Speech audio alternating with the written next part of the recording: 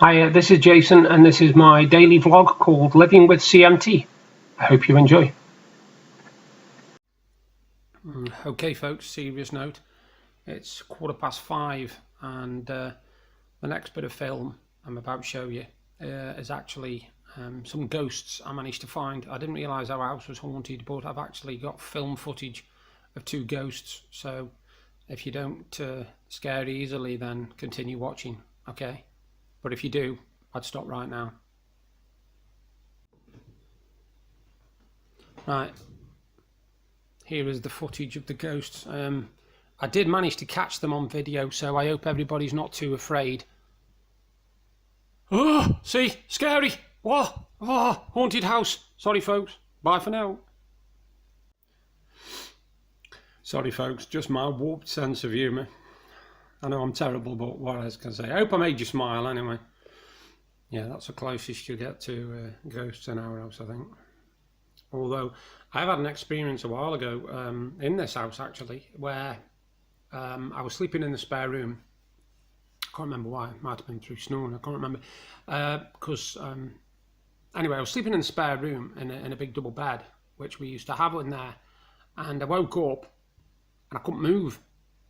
I couldn't move at all. From my waist down, I could not move my legs. I couldn't move any part of that part of my body. It felt like something was really heavy and pressing down on my legs, and it panicked me because I couldn't move. I could not move for about a minute, and it was really, really bad. And it wasn't like when you wake up and your legs are numb or nothing like that, because I was lying on my back, so there's no way I numbed my legs.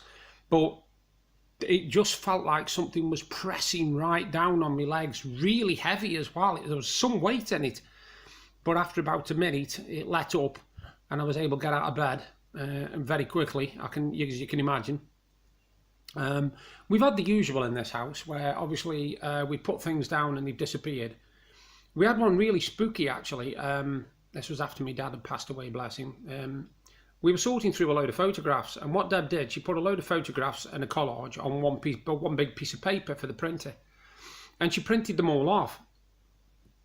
I know, mate, she printed all these pictures, and then what she did, she cut them out and put them in a pile. And when she went through this pile, one of the photos was missing. Couldn't find it anywhere. Couldn't find it at all. Could not find this photo for love nor money. We searched high and low, couldn't find it. Thought nothing of it. Went upstairs, must have gone to sleep or something. Anyway, we came back down the next morning, and the photo was literally sitting on the edge of the cupboard. Where we'd been the day before, it was sitting on the end of the cupboard. There's no way it could have got there. It's impossible, because we'd searched high and low, and this cupboard literally is, as soon as you walk in the kitchen, you can't not notice it. It's the Welsh dresser. In fact, I'll show you. Just hold on 1 second. That there is the Welsh dresser. Now the printer, which I'll show you in a second, the printer is there. See it? Printer underneath a load of stuff, right? Deb sorted out the pictures there. She cut them out there, and she piled them there in a pile. She went through them, picture was missing, and the picture ended up right there where my finger is now. That's where it was when we got up the following morning, even though Deb hadn't been anywhere near that area. So yes, we have had a few spooky incidents in this house. We have, definitely, but that was the weirdest one.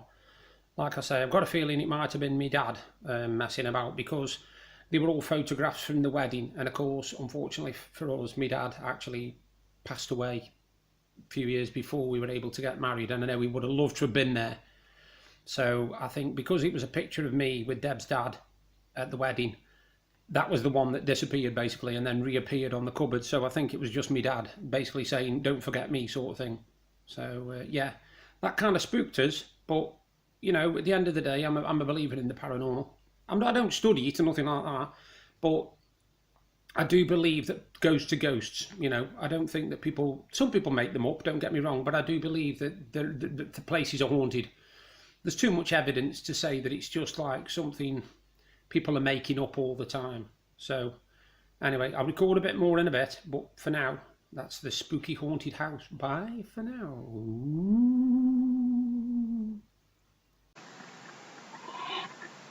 Evening, folks. It's 10 o'clock and it's Wednesday night. Sorry about that video earlier. I just was in a bit of a silly mood, so I just thought I'd do that ghost video. I thought it was quite funny anyway.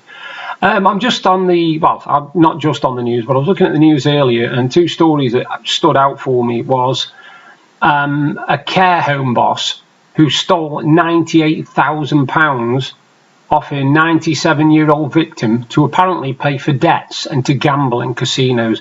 Now, when you're given that kind of job, I would say that is the highest trust you can possibly be given.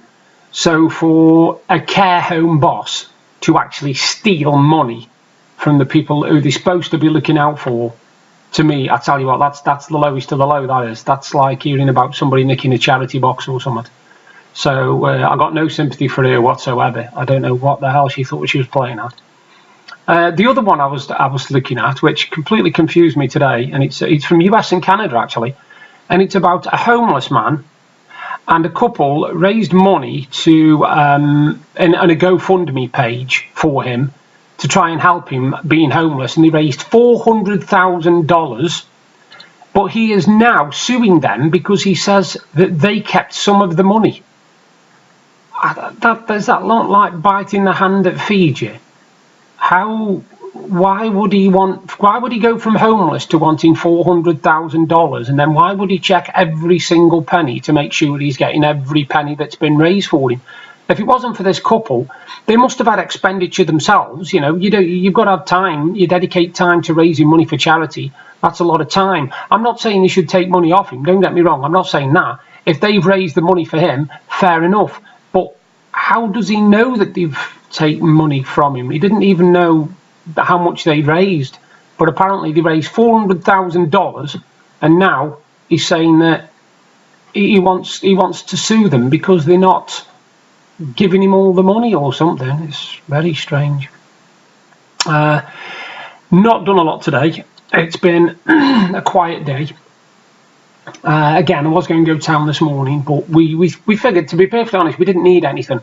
And what always happens when we go downtown is we spend money. Now, it's all right spending money when you've got it to spend, but when you haven't, you know, you're running a bit of a risk. The funniest thing that's happened today is I actually got an email about my DC graphic novels collection, and it basically said, just to confirm your cancellation, we've cancelled your order and you won't be receiving any more books.